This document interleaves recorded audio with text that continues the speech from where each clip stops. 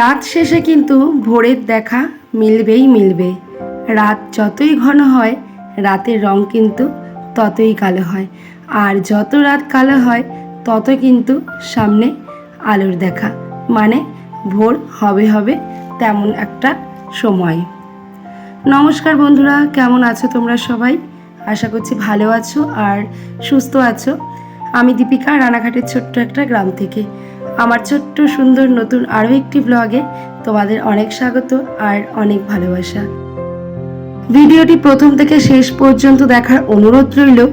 আর আমার ভিডিওটিতে তোমাদের যদি কিছু ভালো লেগে থাকে তাহলে প্লিজ তোমরা একটা লাইক আর একটা কমেন্ট করতে কিন্তু ভুলো না, কারণ তোমাদের এক একটা কমেন্ট কিন্তু আমাকে অনেক মোটিভেট করে ভিডিও তৈরি করার জন্য।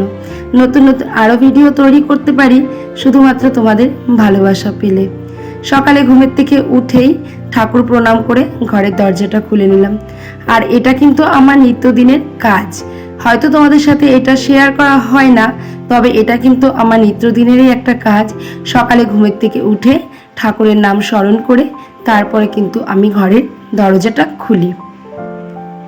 সকালে ঘুম থেকে উঠে মোটামুটি টুকিটাকি একটা কাজ, মানে উঠোন ঝাড় দেওয়া, দুয়ার ধারে জলটা, এই দুটো কাজ করে তারপরে কিন্তু একটু এক্সারসাইজ করে নিয়েছিলাম।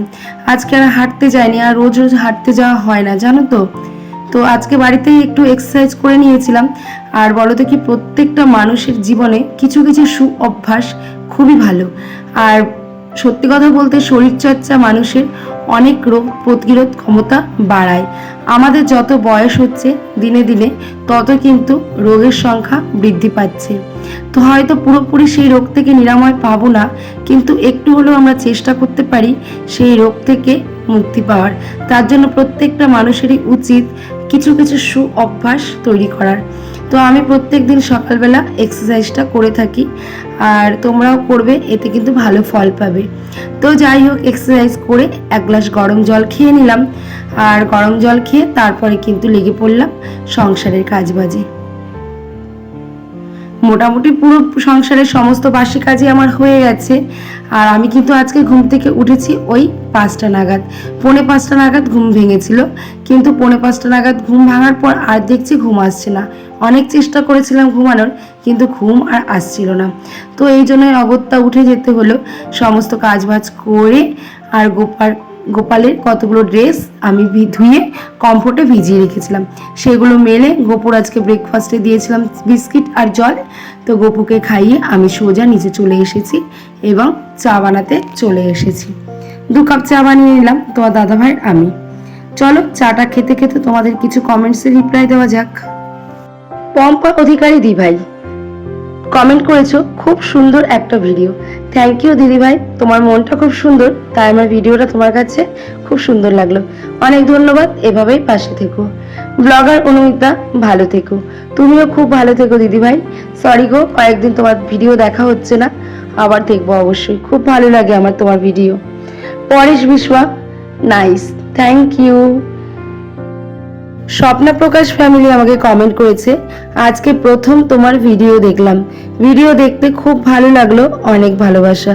তোমাকেও অনেক ভালোবাসা দিদিভাই, আর আমার ভিডিওটা দেখার জন্য এভাবেই পাশে থেকো। তো যাই হোক, কমেন্ট পড়তে পড়তে আর এদিকে কিন্তু আমার চাটাও খাওয়া হয়ে গেছে, আর কিন্তু আমি রান্নাটাও চাপিয়ে দিয়েছি। সত্যি তোমাদের এরকম একটা সুন্দর সুন্দর কমেন্ট অনেক মোটিভেট করে আরও সুন্দর সুন্দর নতুন নতুন ভিডিও করার। তো আজকে ঘরে কিছুই ছিল না, ভেবেছিলাম একটু রুই মাছ রান্না করব, কিন্তু বাড়িতেও আজকে রুই মাছ আসেনি, আর তোমার দাদাভাইয়ের একটু কাজের চাপ থাকার জন্য বাজারে যেতে পারেনি। তো ঘরে ছিল ডিম আর ডাল, ওটাই রান্না করে নিচ্ছি। রান্না করেছি টমেটো দিয়ে ডাল, ডিম আর ভাতে ওলকচু সেদ্ধ দিয়ে দিয়েছিলাম। তো মেয়ের সকালবেলা তো হরলিক্স খেয়ে চলে গেছিলো পড়তে, আমরা চা খেয়ে মেয়েকে হরলিক্স গুলিয়ে দিয়েছিলাম, ওটা খেয়ে ও চলে গেছিলো পড়তে। আর তারপরেও আবার পড়ার থেকে চলেও এসেছে, আবার যাবে পড়তে। বলছে মা তাড়াতাড়ি রান্না করে দাও, আমি খেয়ে আবার পড়তে যাব। আমি 3 দিকে 3 রকমের রান্না বসিয়ে দিয়েছিলাম। দেখো, আমরা হচ্ছি মেয়েরা দুর্গার প্রতিরূপ। মা দুর্গা হলেন দশভুজা, 10 হাতে কিন্তু আমাদের এই পৃথিবীকে রক্ষা করেছিলেন। তো মা দুর্গা কিন্তু আমাদের প্রত্যেকটা মেয়েদের সেই তার যে দুর্গারূপিণী যে আশীর্বাদ সেটা কিন্তু আমাদের মধ্যে দিয়ে দিয়েছিলেন। তার জন্যই কিন্তু আমরা দুটো হাত নিয়ে সংসারে নানান কাজ সামলে টুকিটাকি কিন্তু ছোটোখাটো হলেও কিছু পয়সার উপার্জনের চেষ্টা করি এবং সেটা দিয়ে কিন্তু স্বামীকে অনেকটাই সাহায্য করার চেষ্টা করে থাকি। তো আমি একদিকে ডাল, একদিকে তরকারি আর একদিকে কিন্তু কাঠে ভাত বসিয়ে দিয়েছিলাম। হয়তো আমার মা দুর্গার মতো 10 হাত নেই, তবে মা দুর্গার আশীর্বাদ কিন্তু আমার মাথার উপরে আছে। তো এই দুটো হাত নিয়ে কিন্তু আমি টাইমের মধ্যে সবাইকে রান্না করে খেতে দিয়েছি এবং মেয়েকেও কিন্তু একদম টাইম টু টাইম খেতে দিয়েছি। ও কিন্তু চলে গেছে পড়তে। আর তা বাদে কিন্তু আমি মেশিনের কাজও একটু করছিলাম। আর এটা হচ্ছে আমার নিত্যদিনের কাজ। এভাবেই আমি মেশিন চালাই এবং সংসারের প্রতিটা কাজ কিন্তু পরিপাটিভাবে সুন্দরভাবে গুছিয়ে করার চেষ্টা করি।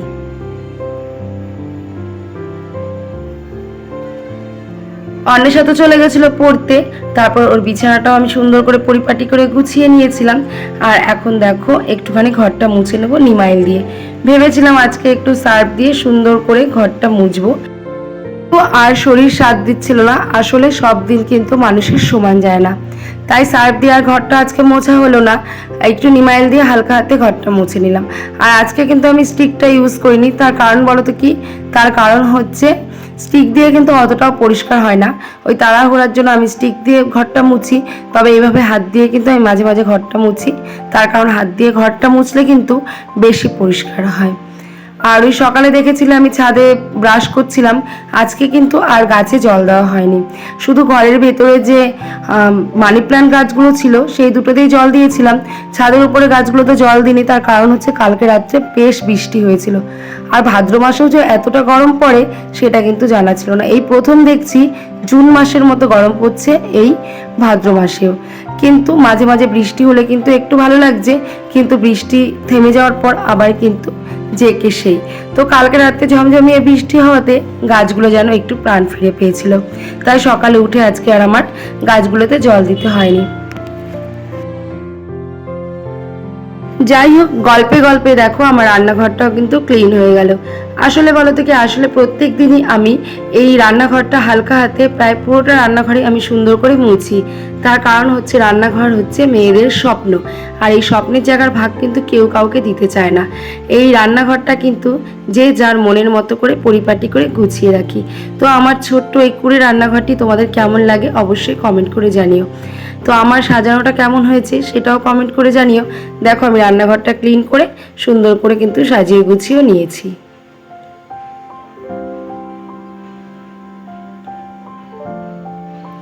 সংসারের কাজগুলো পরিপাটি করে রাখার এবং নিজেকে পরিপাটি করে রাখা এটাও কিন্তু একটা বিশেষ আর্ট। এবং মেয়েদের, প্রত্যেকটা মেয়েদের মধ্যে কিন্তু এই গুণটা থাকে যে নিজের ঘরকে সুন্দর রাখবে এবং নিজেকে সুন্দর রাখবে। আসলে নিজেকে সুন্দর রাখলে এবং নিজেকে সবসময় সব কিছুতে অ্যাক্টিভ রাখলেই কিন্তু মনটাও ভালো থাকে এবং অনেক রোগের পক্ষেও কিন্তু ভালো। যত আমরা হাসি খুশি থাকবো, যত অ্যাক্টিভ থাকবো, মাইন্ড যত ফ্রেশ রাখবো এবং পজিটিভ রাখবো, তত কিন্তু আমাদের অনেক রকম রোগের হাত থেকে আমরা মুক্তি পাবো। যত বেশি টেনশন, যত প্রেশার, যত চাপ, তত কিন্তু রোগ। তো আমি চেষ্টা করি সবসময় হাসি খুশি থাকার, নিজেকে অ্যাক্টিভ রাখার আর নিজেকে সবসময় পরিপাটি এবং সুন্দর করে রাখার। হয়তো দেখতে আমি সুন্দর নই, কিন্তু যেটুকুই আছি সেটুকুই সাজিয়ে গুছিয়ে রাখার চেষ্টা করি। স্নান করে নিলাম, তারপর এখন সিঁদুরটাও পরে নিচ্ছি। তো চলো আজকের ব্লগটি এই পর্যন্তই। কেমন লাগলো ব্লগটি অবশ্যই জানিও। দেখা হবে আবার কালকে। এখনকার মতো টাটা।